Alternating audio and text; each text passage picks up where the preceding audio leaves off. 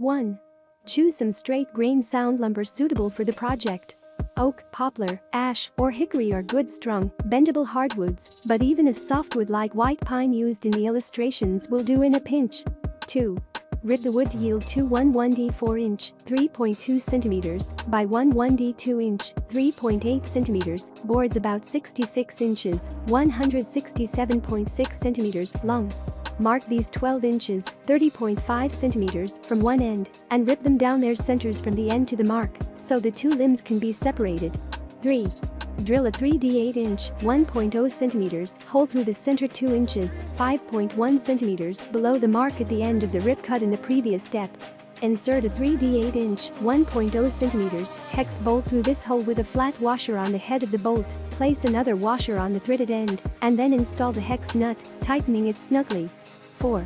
Cut a wedge 3D 4-inch, 1.9 centimeters wide to a point, 3 inches, 7.6 centimeters long, and drive it between the two limbs to spread them out.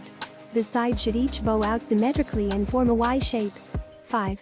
Cut a 1x1-inch block of your wood 4 inches, 10.2 centimeters long with a 15-degree bevel on each end for each crutch grip, then bore a 3D 8-inch, 1.0 centimeters hole through the center, lengthwise. Sander shape these blocks round so they are comfortable to hold. 6. Mark a center where the grip should fit through the limbs by placing the end of the crutch on the ground and dropping your hand to a comfortable height between the limbs. For an adjustable grip, a series of holes can be drilled so the grip can be raised or lowered for persons who are different heights. For a crutch being used by one person, the single mark you have made is all that needs to be drilled. 7. Push a 3/8 all thread rod through one limb, the grip, and then the other limb. Place flat washers and then nuts on each end of these bolts. Tighten the nuts securely and cut off any of the all thread rod that extends beyond the nuts. 8. Hold the crutches by the grips in the position you would use the crutches in and mark the height the limbs need to be trimmed at. Cut the limbs off at these marks. 9.